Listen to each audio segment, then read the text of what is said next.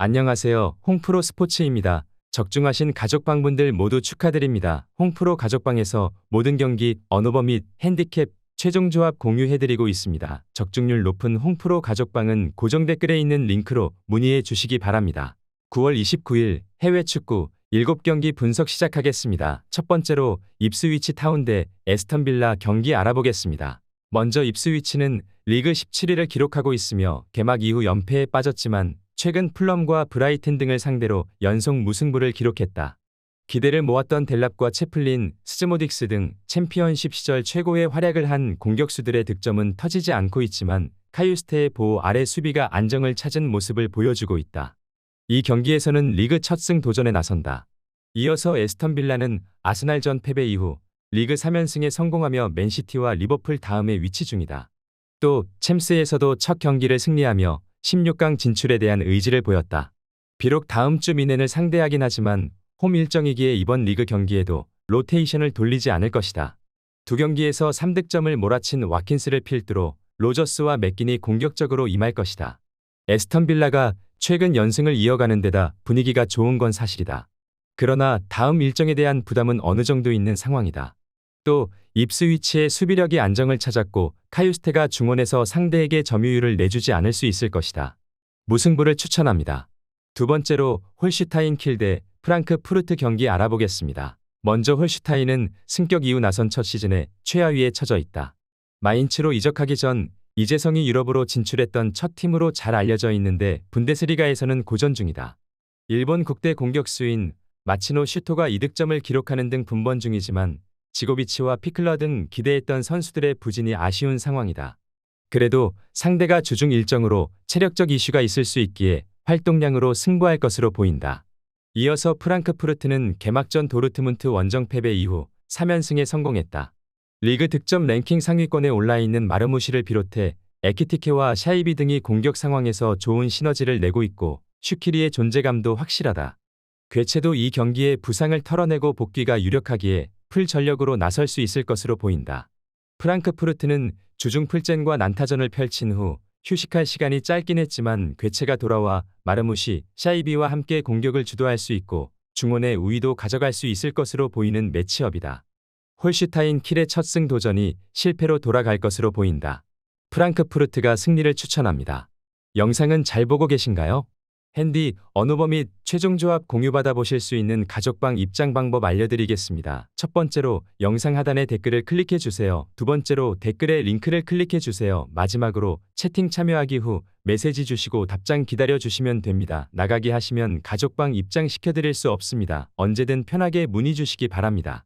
세 번째로 셀타비고 대 지로나 경기 알아보겠습니다.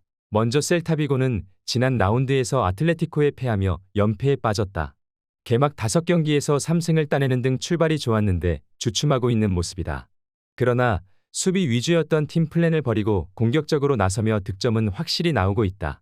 베테랑 스트라이커인 아스파스를 비롯해 이번 시즌 주전으로 나서는 이글레시아스가 나란히 3득점을 기록 중이고 벨트란의 중원 지원도 확실한 모습을 보여주고 있다.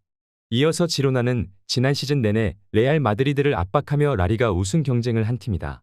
그러나 시즌 종료 이후 팀을 떠난 주전 스트라이커 도브비크의 공백을 메우지 못하고 있다. 아벨 루이스와 아스프리아 등이 최전방에 나서지만 최근 2경기 연속 득점이 나오지 않았고 사비오의 이적 여파도 커 보이는 모습이다. 다음 주 중에는 페예노르트와 챔피언스 리그 일전을 앞두고 있기도 하다. 지로나는 에레라와 마르틴 등 수비 라인 보호가 되는 중앙 미드필더진이 있다. 그러나 브리안 힐과 단주마 등 기대를 모든 새 얼굴의 공격 가담이 아쉽다. 벨트란의 중원 장악 속에 아스파스와 두비카스가 해결할 셀타가 연패를 끊어낼 것이다. 셀타비고 승리를 추천합니다. 네 번째로 빌바오 대 세비야 경기 알아보겠습니다. 먼저 빌바오는 셀타비고를 잡고 3연승에 성공했다. 개막 후 2경기에서 승리하지 못하며 하위권에 처져 있었는데 3경기 연속 멀티득점을 터뜨리며 분위기 전환에 성공했다.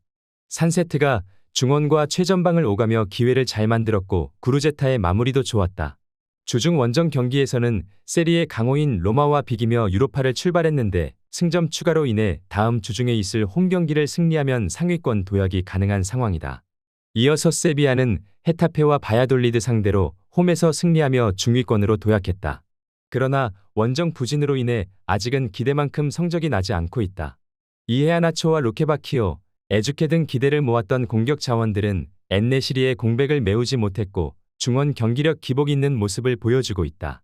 이 경기에는 센터백인 마르캉이 징계로 결장하고 사울도 부상 여파로 결장이 유력한 상황이기도 하다.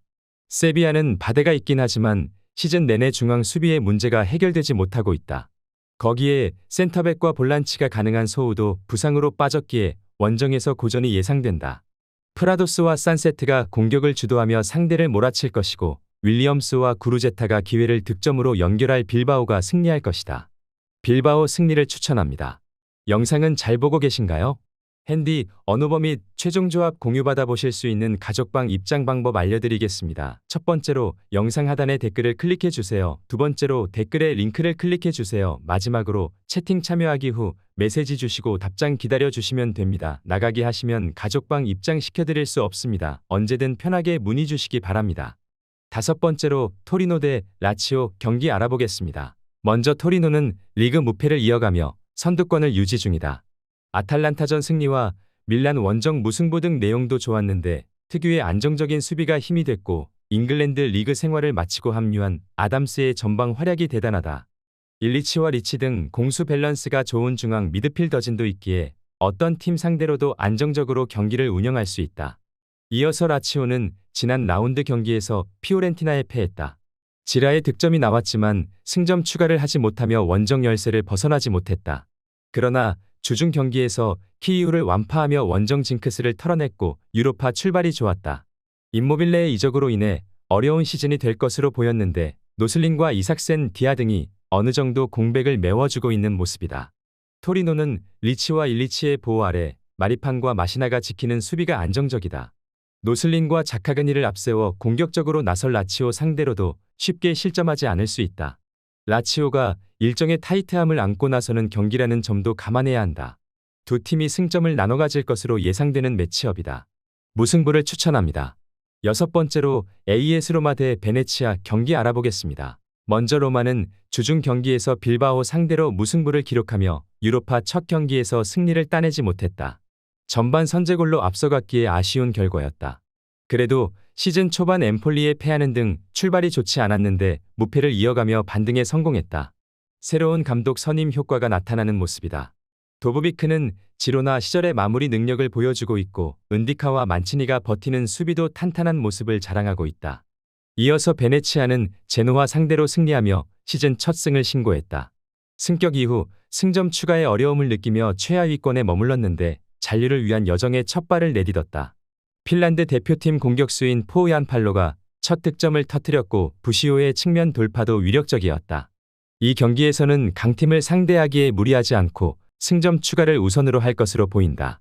베네치아는 아네르센이 중원에서 공격 전개보다는 수비 위주로 경기를 풀어가며 상대의 공세를 막으려 할 것으로 예상된다.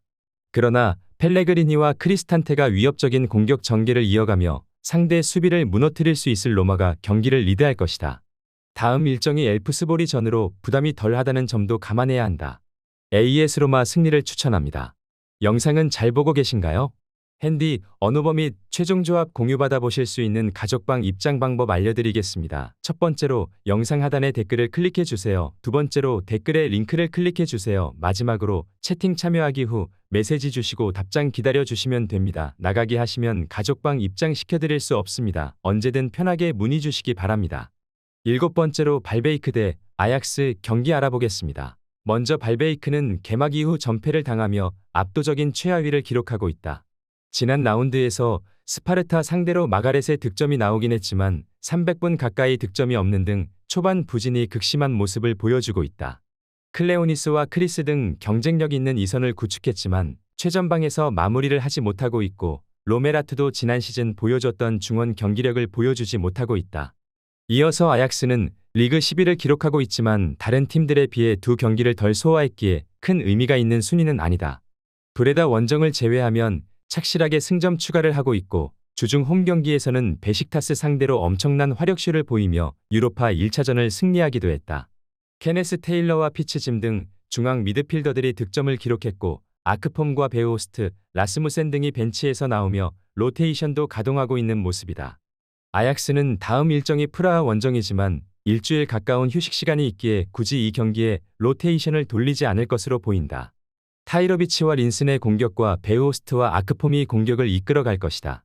아약스 승리를 추천합니다.